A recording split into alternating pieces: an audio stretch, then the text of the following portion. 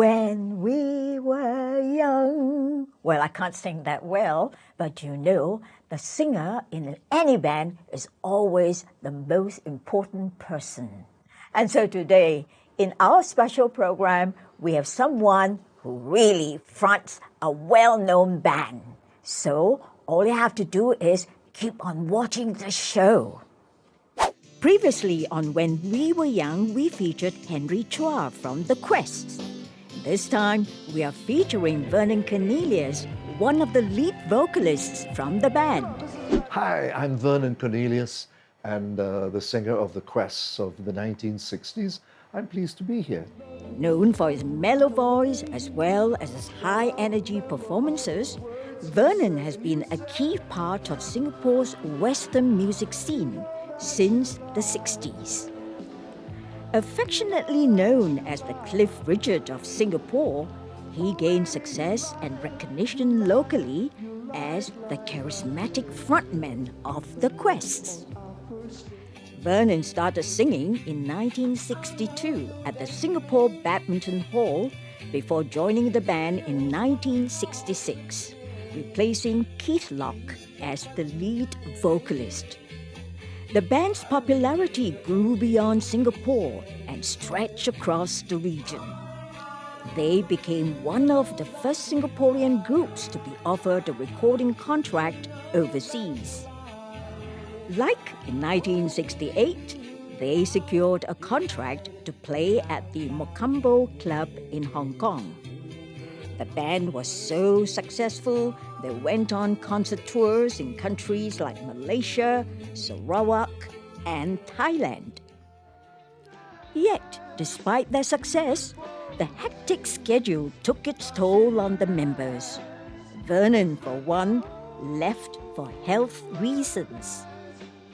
Unfortunately, with a lineup that only included two original members, Jack and Wee Guan, The Quests officially disbanded in the late 1970s. Each member pursued different career paths thereafter. Vernon Cornelius continued working as a DJ for Rediffusion, fronting the band The Overheads. Nonetheless, singing has always been in his blood. Vernon continues to do charity concerts and is now writing a book on the music of the 60s in Singapore. And today, we have the privilege to have Vernon in our studio. What a good-looking dude he is. He is the frontman of the iconic band of the 60s, The Quests. So, please welcome him, Vernon Cornelius. Hi, Vernon. Wow, what an introduction. Such an honor, darling. Ooh. Kiss, kiss, kiss. Yeah, Vernon, so good that you managed to come to our studio today. Now, what I'm always curious about is that your passion in music, when exactly and how did it all begin? Passion in music grew up by family influences. Most importantly, my mother. From a very young age, in the 1950s, she brought me to all the jazz concerts, all the music shows that were on there. I saw Johnny Ray, Benny Goodman, Xavier Cugat, Edmundo Ross, Jack Teagarden, and amazing. I didn't realize how important it was back then, the kind of influence that Mom, injected into me. But in later life, I thought, wow, that was a real learning experience. I could feel the passion of the music that I witnessed. And so I guess that passion rubbed off on me. And then through the years, she encouraged me. We had an old guitar in the house, but I couldn't play it. In fact, the first song that I learned was Poor Little Fool. Oh, yeah, I was a fool. Ricky Nelson. Because it was just 3 chords. Okay. So I could play most of the songs that had 3 chords. So that was my early exposure. And then as time went on, she pushed me on to singing in talent competitions. The very first one was Great World, one of their singing contests in 1959. And I was about 13, 13, 14 years old? Yeah, 13, Okay. 14 years old. Obviously unaware of the excitement or the intensity because I was still a young guy. I went along with it because Mom said you should do it. So I did it because, I guess, dear Mom. You owe it to Mom. Mom always knows best. That's in right. That instance. Yep. Now, in 1966, when Keith Locke left the Quest, you joined the band, you know. How did it happen? The story comes before I joined them, when Keith Locke left the group because of his completion of his British military service. And then, apparently, according to one of the guys, they were looking for a singer. And there was no one else left. So I guess I was at the right place in the right time. But I think, importantly, I was able to talk. You know, I had the gift of the gab, and that was something that was lacking in that era. Entertainers who could charm the audience and talk to people. And I guess that came naturally with me being Eurasian. Yeah, you have the charisma, correct? Or as they say, the gift of the gab. All right, now, how was it, to be with the band and perhaps also the challenges, the ups and downs that you faced during this musical journey with them? The greatest difficulty, first of all, was that they were the absolute top band in that era. They were pioneers. They were the first recording artists, guitar band recording artists. They recorded the first original songs. So the impact that they made was incredible. And because of early television, from 1963 in March, they were already on TV. So as they made records, all that records had free exposure on television. So the meteoric rise was absolutely indescribable. They had the press on their knees, and it's like they began to realize that they were beginning to be pacemakers, innovators, and then everything they had to do, they had to be the first ones to do it. So when they played tea dances, they played the first ever tea dance there was. And all the dances and everything, they wanted to be the first ones to do everything. So they were the first ones to make the first long play record long before people even made greatest hits albums. Okay. So, and even before after they made their first long play record, they were the first group that made the second long play record, and nobody else had even, made anything quite like that. So in that respect, the impact was phenomenal, and for me, I had to live up to their class of being a top class act. So I had to contribute in whatever ways I could, which was something new to them. So I brought in the idea of lighting for certain songs. I do scripts for this opening song, singer, spotlight, and then solo guitar, spotlight on guitarist.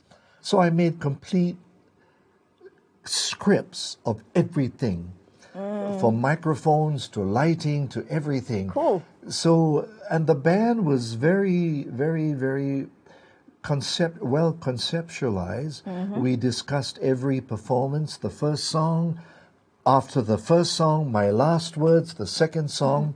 So we were very slick. Good. And bands were not doing such things in those days. Yep. But what about with the band members and with the boys? How do you, is there a good working relationship with them? Well, it was, first of all, entirely professional. Okay. Whatever problems we had before going on stage, as we step on stage, let all those problems disappear. So then openly we were brothers, and we were smiling, and we, as part of the smile and the music, the whole mood kept going. So I guess that was very, very important. And even position, standing on stage, who stands where, who is where. Everything was completely scripted. So you saw something which you didn't realize was a complete show, a well-prepared concert, from the first song to the last song, and even standby encores. And very often, I would say almost every time, we had encores. So we prepared for every encore. And I guess after an experience watching The Quest, you walked away like, wow. And I think for all those reasons, people still remember them.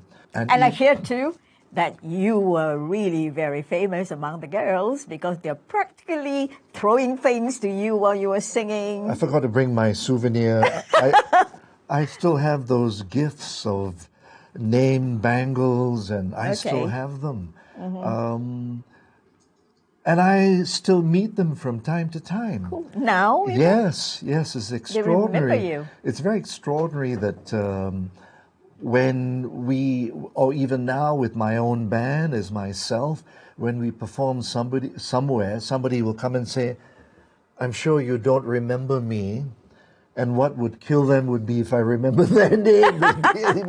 They would fall over. Okay. So it is nice. And in fact, on my way here in a taxi, the guy said, you're not Vernon of the Quest. And I said, no. But he remembers. No, my escape line is, I have a common face. Then they will come with something like, well, not everybody has your kind of voice. So, you're right. But I would be so embarrassed that people remember. But then again, in retrospect, it must have been the impact of how we presented ourselves that carved this image in their minds, and it has never left them. Cool. Now, see, Vernon, I mean, you were so popular then. You went to Hong Kong. You know, you really brought the crowd down, the kind of thing, you know. But somehow, after that very, very successful trip to Hong Kong, you came back and you decided to leave. That was like after 1968. Why? Well, you see, the attitude, the characteristics, the music dedication and devotion was always in there. I left the band primarily because I felt the Quest had reached maximum. We had so much achievements, and based on the conditions at the time, so I felt that we had achieved everything. We did the first LP, the second LP, the first group to tour all around the region, Southeast Asia. We conquered Hong Kong, which was unimaginable, despite the negative response to our first performance. For our first performance at the end of the year awards, we had eggs thrown at us. What happened? No, because we were taking over somebody. We were foreigners stepping onto the Hong Kong stage, but we said, never mind, we will show you. And then after 3 months, and suddenly our tea dances were packed. All the TVB shows in Hong Kong. It was unheard of because, you know, as young people, we didn't think twice. We did it because... You had the energy. And because of the audience, screams. I mean, you know, for tea dance, having screams and the kind of reception that we had, we never had such a response in Singapore. Because you all were heartthrobs, all right? Thank you. Thank you for saying it on my behalf. Now, after leaving the group, you did different projects. You went into Radio Fusion as a DJ, and then you also composed your own songs. You start writing books and your own memoirs, and you also fronted another band called The Overheads. And sometimes, you know, when there are what we call the reunion concerts with the Quests, you know, like going on TV for Rolling Good Times or what have you, you join them. Now, where do you get all the energy, you know? How do you manage it? I got into Radio Fusion because I was already an established name. I didn't even do an audition because Mike Ellery, who was the English manager of Radio Fusion, he admired the Quests, And he was part of Donald Moore, who put the Quest along with all the big stars. So I was already an established name. So I just walked in there and got hired. Awesome. Yeah, and but in the first 3 months of my being a cadet broadcaster, from earning $5,000 a month, I started work at 225, and that was good. It was a shock, but it was important and amazing because it cut me down to size. You see, after a thing like the Quest, you can't help but feeling like God, like some king. Okay. But I had to come back and cut the bed according to the cloth, or cut the cloth according to or what, the one I'm talking about. Yep. Now, never mind. Going forward now, what do you intend to do? I know you started writing a book recently on the 60s music. So your passion in the music, just tell me in a few lines, going forward, what's it going to be like for Vernon Cornelius? I've done everything as a person interested in mass communication in later life. I started out as a singer. I started out in a band. I worked on radio. And in the Quest, I was like a television host. I'd done that. I've done small roles in acting. Just about every sphere or every avenue of mass communication, I'd done that. And I saw writing is an extension of communication. So that's why it came about the book. And the book is not just about the story of how Singapore bands made it in the 60s. I go back to Raffles when Western music was first performed in Singapore. I talk about the history and all the events that led to the eventual thing of Singapore being world famous because we had our own music talent. Correct. And that latest effort would make me an author of sorts. Okay, you are an author, not to worry. No. The next other thing I would like to do, I would like to continue singing until after I'm 80. Never mind. All right, talking about singing. Tall order. Never mind. I see you brought your acoustic guitar with you. Are you going to sing for me and for the people out there listening to When We Were Young? Okay, are you? Oh, don't cry. Where's my false teeth? Itching there. Oh, no. I'm a roller coaster man, live from day to day, get my money where I can, roller coaster man. There's no place I haven't been, nowhere in this land. There's no place I haven't seen, roller coaster man. Tomorrow is another day, tomorrow may bring rain. Tomorrow I'll be on my way, but I'll be back again. But until I come back home, I am what I am, happy just to be a gnome, roller coaster man.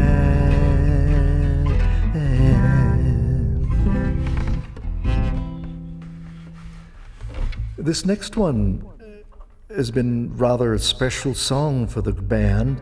It's has become possibly or arguably their greatest hit. Don't play that song for me, it brings back the memories of the days that I once knew, those days that I spent with you. Oh no, don't let it play. it fills my heart with pain. You loved me and you ran away, but I remember all those words you said. You said, darling, I love you. You know that you lied. Darling, I love you. You know that you lied. Darling, I love you. Baby, you lied. You lied. You lied, lied, lied. Yeah, yeah, yeah.